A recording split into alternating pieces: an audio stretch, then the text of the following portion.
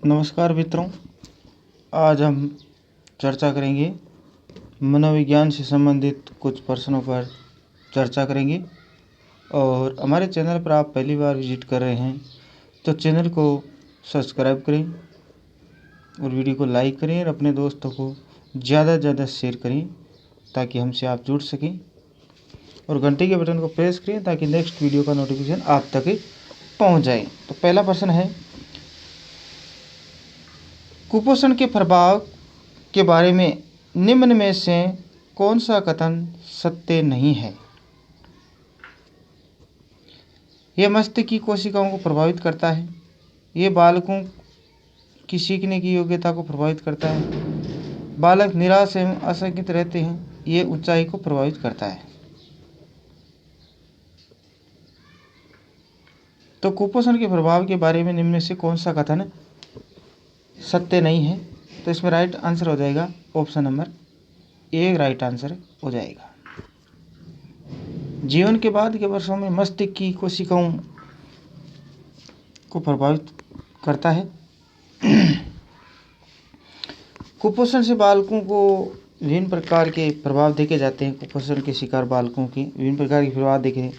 शरीर की वृद्धि रुकना, कार्य करने पर शीघ्र थकान आ जाना और सीखने की योग्यताएं प्रभावित होना, शरीर का वजन कम होना, कमजोरी, थकान महसूस करना इत्यादि लक्षण दिखाई देते हैं।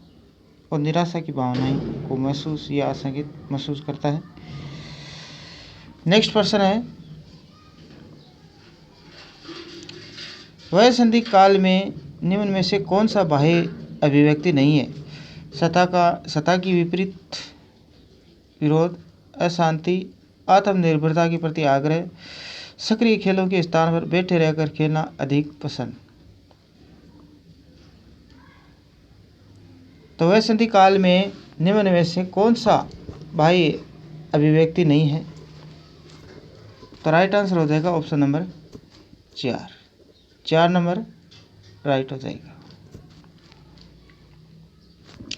सक्रिय खेलों के स्थान पर बैठे रहकर खेलना अधिक पसंद करते हैं, ये बाह्य अभिव्यक्ति नहीं है। वयस्क यानी पूर्व किशोरावस्था, यानी किशोरावस्था से पहले का कुछ समय, यानी किशोरावस्था का जो उत्तर बाल्यावस्था का कुछ भाग होता है वो किशोरावस्था में पड़ता है। लगभग 2 वर्ष उत्तर बाल्यावस्था में और 2 वर्ष किशोरावस्था में पड़ते हैं। इस अवस्था को ओवरलैपिंग पीरियड कहा भी जाता है। लड़कियों में ये अवस्था लगभग 11 से 15 वर्ष की अवस्था में होती है और लड़कों में 17 वर्ष तक की यानी 12 से 17 वर्ष की आयु के बीच होता है। इस अवस्था के अंदर बालक के जीवन में अस्थिरता, कौतूहल और विभिन्न प्रकार की नकारात्मक प्रवृत्तियां बढ़ जाती हैं। और इस काल में प्रभुता, सत्ता के विपरीत, अशांति, आत्मनिर्भरता की प्राप्ति, यह बाह्य अभिव्यक्ति होती है। नेक्स्ट प्रश्न, थर्ड क्वेश्चन, निम्न में से कौन सा कथन मिडिल स्कूल स्तर के विद्यार्थियों के विकास से सहमति नहीं रखता है? तो ऑप्शन नंबर 1 है, सामाजिक व्यवहार उत्तरोत्तर समवयस्क समूह के आदर्श से प्रभावित होता है। इस अवस्था में अधिकांश बालक तीव्र गति से वृद्धि प्राप्त नहीं करते हैं। बौद्धिक एवं सामाजिक व्यवहार पर सब प्रभाविता का महत्वपूर्ण प्रभाव होता है। अधिकांश विद्यार्थी विशेष रूप से सब केंद्रित हो जाते हैं। तो इसमें राइट क्या हो जाएगा? तो इसमें राइट आंसर हो जाएगा 2 number option. 2 number option right answer हो जाएगा। इस अवस्था में अधिकांश बालक तीव्र गति से वृद्धि प्राप्त नहीं करते हैं।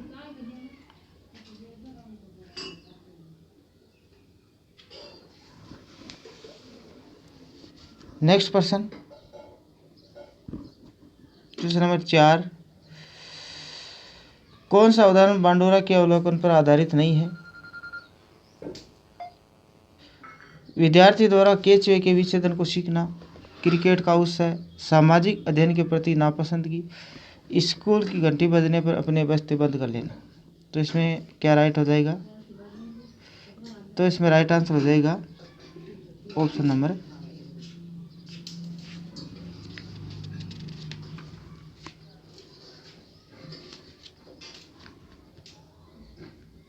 4 नंबर राइट हो जाएगा।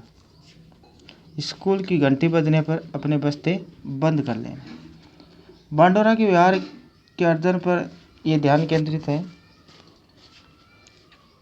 इनका विश्वास था कि व्यवहार का अर्जन दूसरों के व्यवहार निरीक्षण से होता है।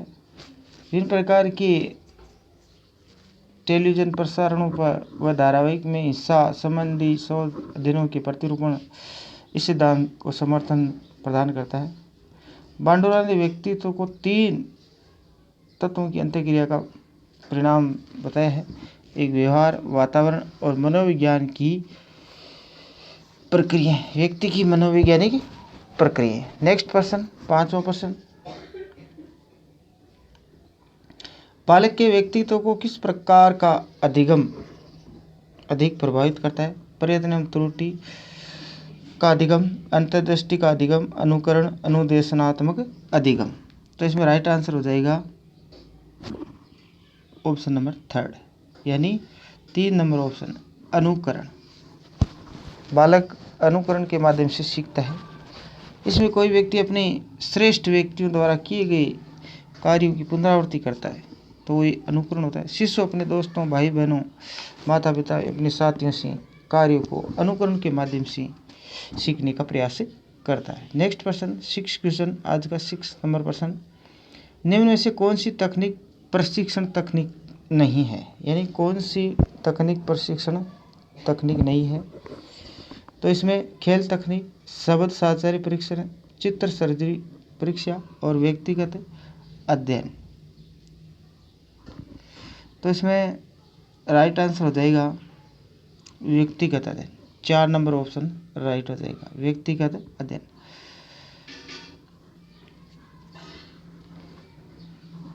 व्यक्तिगत अध्ययन यानी व्यक्ति की जीवन इतिहास विधि। इस विधि का लगभग 400 वर्ष पूर्व समस्या तक बालकों का अध्ययन करने के लिए किया जाता था। इस विधि की सुव्यवस्थित व्यवस्था 10वीं शताब्दी के अंतिम चरण में स्थापित हुई थी। कानून के क्षेत्र में इस विधि का अत्यधिक प्रयोग किया जाता है। व्यक्तिगत अध्ययन, व्यक्तिगत या व्यक्ति इतिहास विधि द्वारा किसी एक व्यक्ति की विशेषताओं का, व्यवहार या उसके मानसिक जीवन का अध्ययन किया जाता है। व्यक्ति इतिहास का उद्देश्य समायोजन समस्याओं का पता लगाना होता है, जिससे मानसिक अस्पतालों में अधिक से अधिक, यानी मेंटल हॉस्पिटल में इसका अधिक से अधिक उपयोग किया जाता है।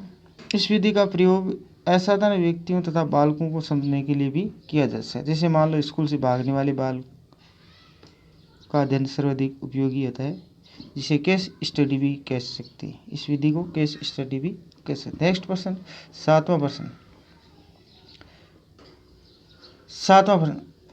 प्रजातिगत व्यक्तिगत को विभिन्नताओं को समझने में निम्न में से क्या मददगार साबित नहीं होता है? मूल्य व्यवस्था, शाब्दिक की प्रक्रिया, विभिन्न व्यवस्थाएं, शाब्दिक और अशाब्दिक संप्रेषण, बुद्धि। तो इसमें राइट आंसर हो जाएगा 4 नंबर ऑप्शन, बुद्धि। प्रजातिगत व्यक्तिगत को विभिन्नताओं को समझने में सबसे ज़्यादा मददगार साबित नहीं होता है, ये बुद्धि साबित नहीं होता है।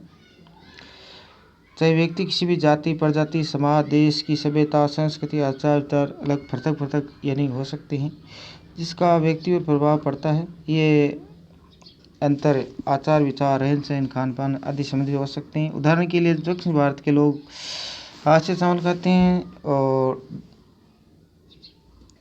तो वह ढंग उत्तर भारत के लोगों को खराब लगता है। और पंजाब में पोशाक की अगर बात करें तो सलवार कुर्ता, तो पश्चिम बंगाल में धोती कुर्ता भी चलता है। तो इस प्रकार से अलग अलग प्रांतों में रहन सहन, खान पान, ये व्यक्तिगत विभिन्नताओं के लक्षण होते हैं या देखने को मिलते हैं। नेक्स्ट प्रश्न, 8वां प्रश्न, व्यक्तित्व व्यक्ति में मनोदैहिक व्यवस्थाओं को गत्यात्मक संगठन है जो वातावरण के साथ उसके अपूर्व समायोजन को निर्धारित करता है। व्यक्ति की यह परिभाषा मूरे, वाटसन, आल्पोर्ट, स्किनर तो ये परिभाषा ओलपोर्ट ने दी है। ऑप्शन नंबर 3 राइट हो जाएगा, ओलपोर्ट। 3 नंबर ऑप्शन ओलपोर्ट। नेक्स्ट प्रश्न की चर्चा करते हैं, या इससे पहले मैं आपको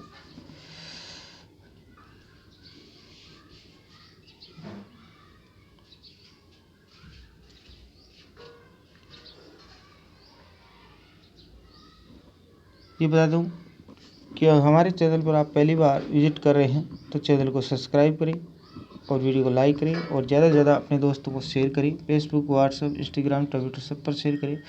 9 क्वेश्चन।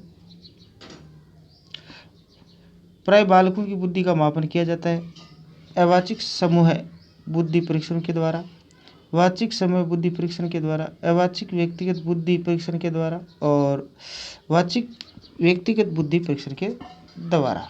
तो इसमें राइट आंसर हो जाएगा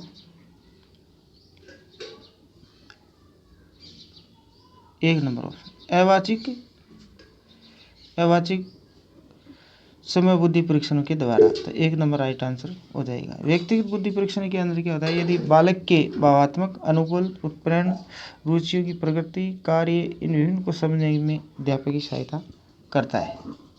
व्यक्तिगत विद्वांस में बालक को बुद्धि परीक्षण अधिक वैध और विश्वसनीय होता है। प्रमुख व्यक्तिगत परीक्षणों में मिनेसोटा, स्टैनफोर्ड विनय परीक्षण, बर्ट तर्क शक्ति परीक्षण प्रमुख हैं। नेक्स्ट प्रश्न और आज का अंतिम प्रश्न, निम्न में से कौन बुद्धि परीक्षणों के दुरुपयोग का संकेत देता है। बुद्धि लब्धि केवल बालकों पर लगाकर अध्यापक अपनी अकुशलता को छुपाते हैं। उन्नति के लिए मापन में सहायक है। बालकों को वर्गीकृत करने में अधिगम प्रक्रिया को बेहतर बनाने के लिए। तो इसमें राइट आंसर हो जाएगा 1 नंबर ऑप्शन हो जाएगा। बुद्धि लब्धि का लेवल बालकों पर लगाकर अध्यापक अपनी अकुशलता छिपाते हैं। तो इसमें 1 नंबर राइट आंसर हो जाएगा। बुद्धि परीक्षण की अगर बात करें तो 1890 में मानसिक आयु शब्द का प्रयोग सबसे पहले केटर ने किया था। 1921 में आर्मी साधारण वर्गीकरण परीक्षण की रचना हुई थी। अल्फ्रेड बिने ने फ्रांस के मनोविज्ञानियों ने बुद्धि परीक्षण के संबंध में सबसे पहले ठोस कदम उठाया था अल्फ्रेड बिने ने। भारत में बुद्धि परीक्षण की शुरुआत बिने साइमन के परीक्षण के अनुवाद से शुरू मानी जाती है। भारतीय मनोविज्ञानियों ने 1911 में बिने साइमन परीक्षण को संशोधित संस्करण का तमिल तथा बंगाली भाषा में अनुवाद किया। भारत में बुद्धि परीक्षण का सर्वप्रथम करने का श्रेय डॉक्टर C.H. राइस को जाता है। भारत में डॉक्टर सोहनलाल, पंडित लजा शंकर, डॉक्टर जलोटा, C.M. भाटिया आदि विभिन्न बुद्धि परीक्षणों का निर्माण किया गया था। इनके द्वारा बुद्धि परीक्षणों का निर्माण किया गया था। विभिन्न बुद्धि परीक्षणों का निर्माण किया गया। C.M. भाटिया ने 1955 में बुद्धि परीक्षण तैयार किया था, जिनमें भाटिया ने बैटरी सर्वाधिक मान्यता प्राप्त की। भारत के इलाहाबाद में ब्यूरो अधिक साइकोलॉजी बुद्धि परीक्षणों के निर्माण में योगदान दिया जाता है। तो कहने का तात्पर्य यही है कि विभिन्न